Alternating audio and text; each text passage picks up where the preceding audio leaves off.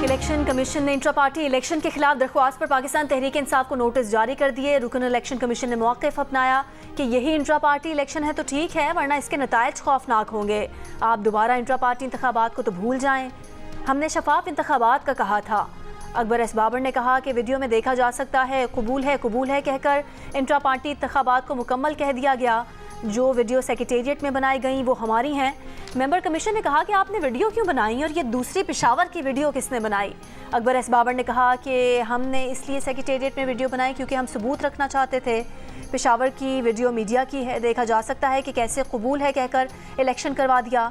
दरख्वास्त गुजार महमूद खान ने कहा कि उन्होंने इलेक्शन खुद लड़ना था लेकिन कोई कागजात नहीं मिले।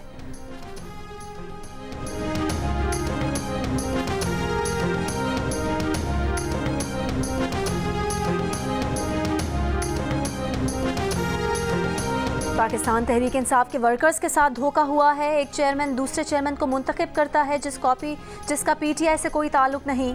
अकबर एस बाबर की इलेक्शन कमीशन के बाहर मीडिया से गुफ्तगू, कहा कि आज वीडियो सबूत पेश किए और बताया कि ये इलेक्शन की तज़हीक है। ये वक्त भी आना था कि पीटीआई वकील कहते हैं कि नून लीग ने भी ऐसे इंतखाबात करवाए। पीटीआई क्या पीपल्स पार्टी और नून लीग की मिसालें देगी? हम नून लीग और पीपल्स पार्टी के खिलाफ रहे कि ये गैर जमहूरी अंदाज अपनाते हैं।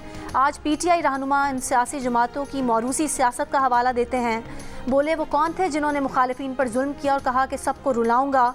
ये अल्लाह का कानून है कि जुल्म करोगे तो अंजाम भी सामने होगा।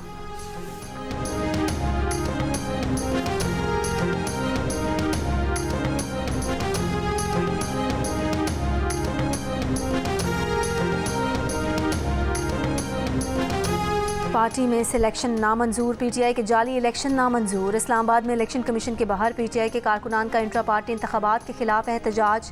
पीटीआई कारकुनान के प्ले कार्ड्स उठाकर नारे।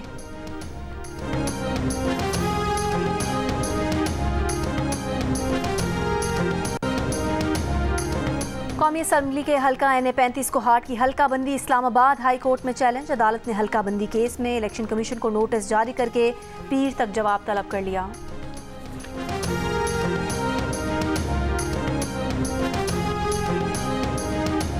पाकिस्तान स्टॉक एक्सचेंज ने एक और संगे मील अबूर कर लिया। 100 इंडेक्स 66,000 पॉइंट्स की सतह अबूर कर गया।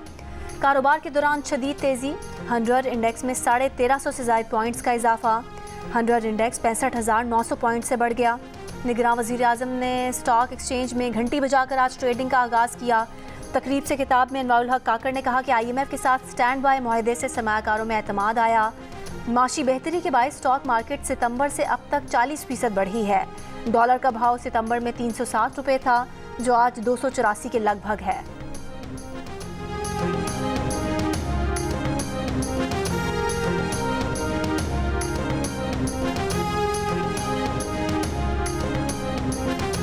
आम इंतखाबात 8 फरवरी 2024 को होंगे। इलेक्शन में ताख़ीर नहीं होगी।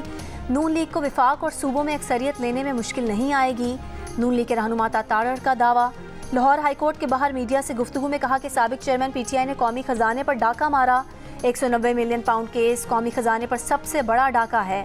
इस केस में बानी चेयरमैन पीटीआई को सजा से बचाना मुश्किल है।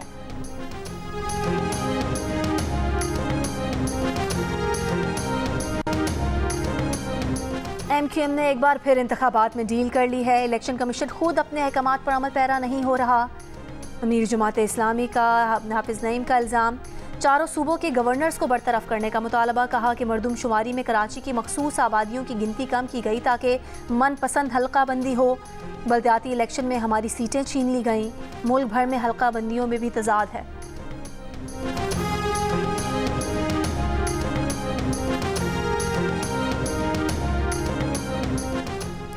जो रेस्टोरेंट्स वक्त की पाबंदी ना करें उन्हें जुर्माना करें। कोई छोटा बड़ा ना देखें। कानून सबके लिए बराबर है।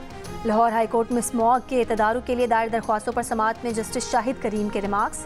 अदालत का वक्त की पाबंदी ना करने वाले रेस्टोरेंट को 50,000 रुपये जुर्माने का हुक्म। खिलाफ वर्जी करने वाले जौहर 10 के कैफ़े को फौरी सील कर दिया गया। लाहौर के अंडरपासेस की तज़ीन व आराइश 25 दिसंबर से पहले मुकम्मल करने की हिदायत।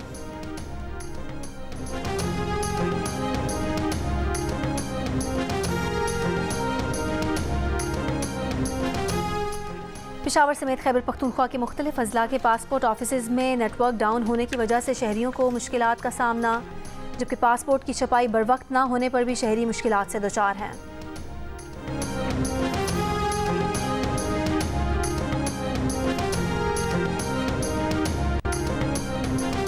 हुकूमत सिंध ने सिंध टेक्स्ट बुक बोर्ड के चेयरमैन आगा सुहेल को ओहदे से हटा दिया। आगा सुहेल को डिसिप्लिन की खिलाफ वर्जी करने पर ओहदे से हटाया गया।